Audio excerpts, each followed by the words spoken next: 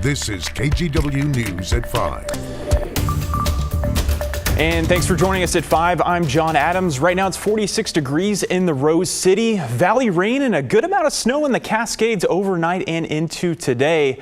We have a report from Mount Hood coming up in a moment, but let's first check in with meteorologist Joe Ranieri in the Weather Center. And Joe, a nice day for the snowboarders and skiers, some nice snowfall. Yeah, a great holiday weekend for those skiers and snowboarders. Plenty of fresh snow has fallen over the last 24 hours. I was forecasting anywhere from 2 to 4 inches of snow. I told you last night, well, up at Timberline Lodge, they got 7 inches of snow basically since late yesterday afternoon, so the last 24 hours or so. Here's a live look. 32 degrees, great conditions up in the Oregon Cascades, and you're going to be seeing a little bit more of the snow showers heading into your Sunday night and into President's Day, but again, not a whole lot in terms of snowfall amounts. Maybe an inch or two overnight, maybe another inch or two heading into tomorrow, but this is that upper level low that's going to be coming in from Northern California, bringing in more showers, but by the time it makes its way into the valley, we're going to be seeing it kind of break up a little bit. So the timing on this looks to be right around the morning commute at times, but again, once we head into the late morning hours, early part of the afternoon,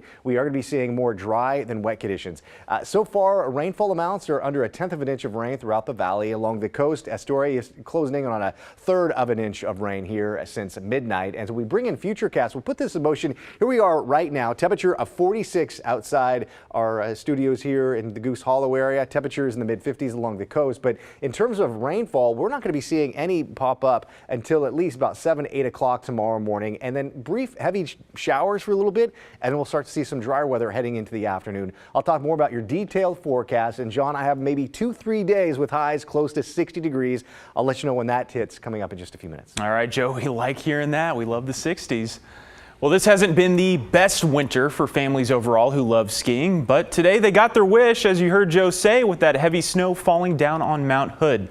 Sydney Dorner spoke with people enjoying the snow on how it feels to finally have some good conditions.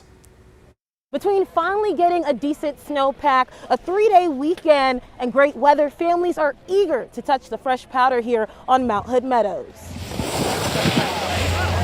We didn't have a lot of snow early on through most of December, and then we got hit pretty hard in January with big blizzard, and Portland got hit hard as well, so we had definitely some operational challenges during that time period, but we're in an awesome spot now. Mount Hood, a staple for skiers and snowboarders near Portland, receiving about 120 inches mid-mountain on Sunday. But ski resorts like Mount Hood Meadows aren't complaining about the big rush, considering they had to close a few times this season due to poor weather. Well, we staff up for it and we kind of work a little extra, so it's pretty exciting to have the 3-day weekend and have folks here for multiple days.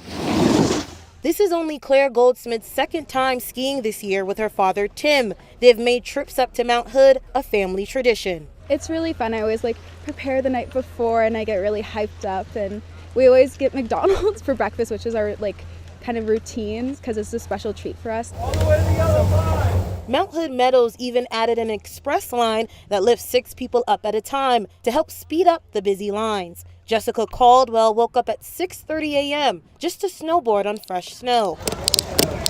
Last season there was a lot more snow earlier. It seems to be coming a little later, but it's nice. Everyone, when it does hit, obviously everyone comes out. It's busy. Mount Hood Meadows was full of snowboarders and skiers just like Jessica, appreciating the fun and hoping for more days of snow. Just getting after it, have some fun, and enjoy time with friends. 1, 2, 3.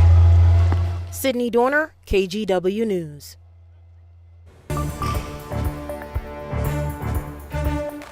Well, tonight, Portland police are looking for the person who shot and killed a man in the Hollywood district early this morning. It happened just after 2:30 a.m. on Northeast Halsey near 42nd Avenue. The victim died by the time officers arrived. At this point, there's no information about a suspect or suspects in the shooting. This is the 14th homicide so far this year in the city of Portland. Amtrak trains between Portland and Seattle are running once again after crews cleared a landslide from the tracks. That landslide happened Thursday night near the town of Philida, north of Vancouver. This is the same area where 4 separate slides disrupted train service in January. Amtrak provided buses in place of Cascades and Coast Starlight trains for the last 2 days. If you had to change your reservation during the disruption, you can have those change fees waived if you call Amtrak's customer service line. Well, if you're a parent, odds are you've had to deal with a picky eater at some point in time.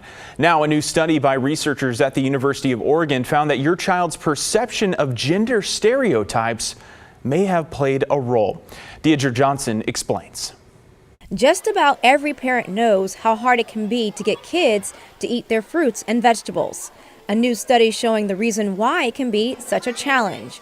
Researchers from the University of Oregon did a survey on social desirability bias, which is this idea that we, children and adults, adjust how we respond to surveys and also change our behavior in ways that make us more socially acceptable to other people. Kids 8 to 10 years old offered different items for lunch, including sandwiches, chicken nuggets, fruits, vegetables, and cookies.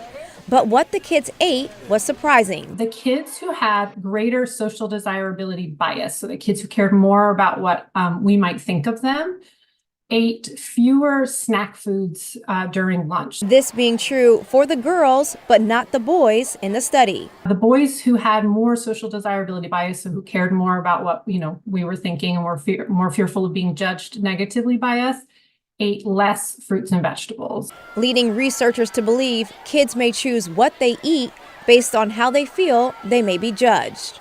We as a culture and a society put a lot of value judgments on certain foods. And so if kids who really care about more are more likely to care about what people think and adjust their eating accordingly, they are eating less of the foods that we tend to really demonize or call kind of bad foods. This pattern could end up being harmful to both kids and adults. And so it can actually promote overeating and even disordered eating in this cycle where kids and adults will restrict themselves from certain foods they consider bad and then end up overeating later. And causing health problems down the road. And then that cycle can continue over and over again in a way that is both stressful, so not great for our mental health, but also related to other chronic disease risk factors like higher blood pressure and cholesterol, for example.